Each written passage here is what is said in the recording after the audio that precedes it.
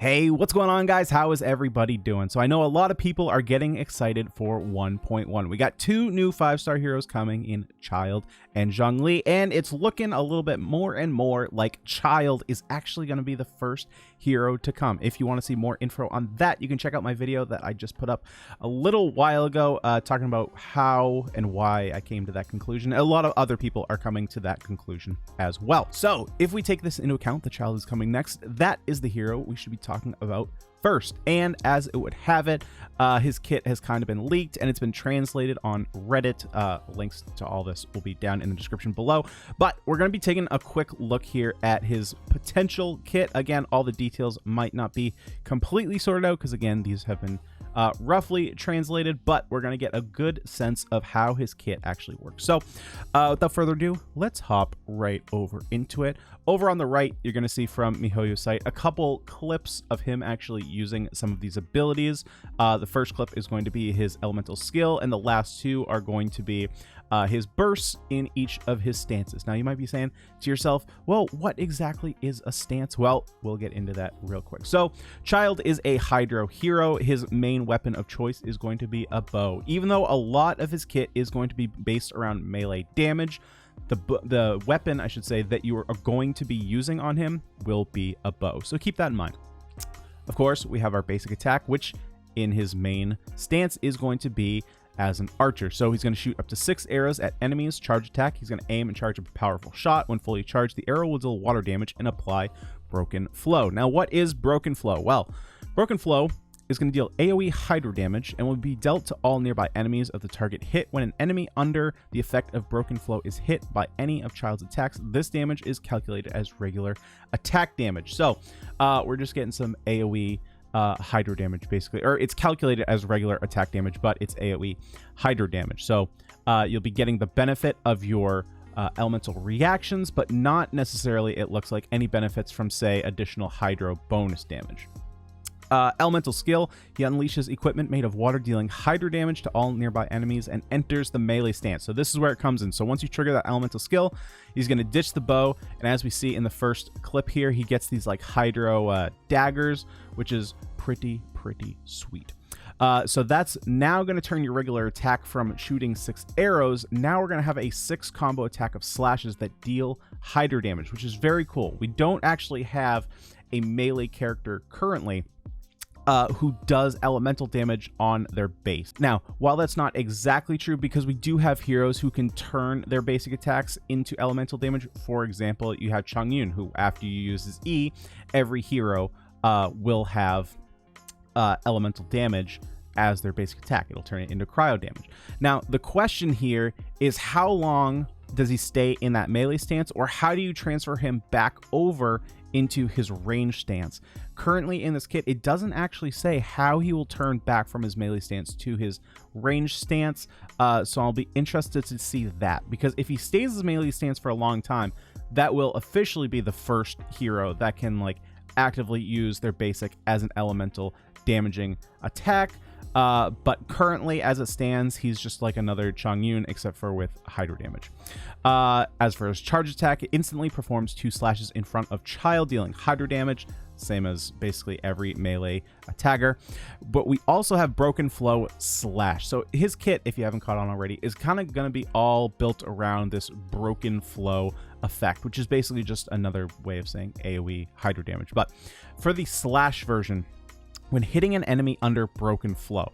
Now, there's going to be different variations of broken flow, so it's a little bit complicated to follow along with. I'm honestly still learning it myself, so I might get things not entirely correct here. But as I understand it, we have our first version of broken flow, which he gets when you are attacking him with his basic range attack. Now we have a version of broken flow, which is slash. So when hitting an enemy under broken flow, which is the first one, while in melee stance, broken flow slash will be executed, dealing AoE hydro damage. So now we have basically just like a second layer of broken flow. It's going to trigger if you already have the first one applied. So it's basically just like a second stack of broken flow, as I currently understand it. Then we have the burst, and we have obviously 2 different bursts. We have a version for his melee stance and his range stance. In his range stance, he's going to shoot a magical arrow containing hydro elemental power, dealing AoE hydro damage while also applying broken flow to all enemies hit, and it refunds partial elemental energy after use. So it looks like he's kind of similar to like Mona's Burst, where he's going to get really big numbers in terms of Hydra AoE while not getting the damage boost from Mona's Burst. But the fact that he's refunding partial elemental energy means that he's going to be probably really suited well for energy recharge. He's going to want to get that boost really big because it also applies Broken Flow. And as we already discussed, once you have Broken Flow, you'll be able to trigger Broken Flow Slash, and you'll just kind of chain through the system. Now, when you're in the melee stance, he's going to perform a Wide Slash. This is clip 2 over there, dealing tremendous higher damage to all nearby enemies while also triggering Broken Flow Burst. Now, what is Broken Flow Burst? Well, let's move on to that. We have AoE Hydra damage will be dealt when enemies are under Broken Flow. Is hit with the melee elemental burst. Broken Flow will be consumed in this process. So Broken Flow Burst is kind of like the third tier of AoE. Now, I'm curious to see how these numbers stack up. If it's with each stack, you're dealing an increased amount of AoE Hydra damage. That's how I would assume it works. So it kind of rewards you for stacking this correctly. It's kind of interesting. Like I said, it is a little bit complicated, but I'm sure once we learn rotations, if you are using Childe, it will become a lot more simple. So next up we have his Ascensions, and his Ascension 1 looks like it's going to be very important. In fact, all of these looks like they're going to be very important, obviously.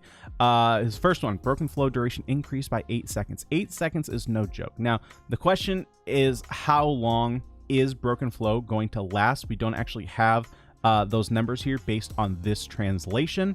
So, you know, it could potentially double the duration. It could, you know, triple the duration. You know, we don't know how long Broken Flow lasts currently. My guess is going to be that it's 8 seconds, so it will double the duration. And look, 16 seconds, if it does get up to that, is no joke. That is a significant amount of time. Ascension 4, critical hits dealt by normal and charged attacks in melee stance will apply Broken Flow to enemies hit. Also very nice. So chances are, you know, once you get into the late game, you're probably building for that crit anyway. So the nice thing is that you're going to be building critical hits late into the game anyway. So you don't necessarily have to think about how you're going to apply that Broken Flow. It just kind of happens naturally, and it will help you build up that damage as you go on.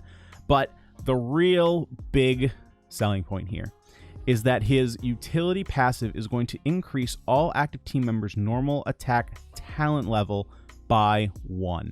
This is an absolutely huge boost to your teams, especially like because this scales so well, right?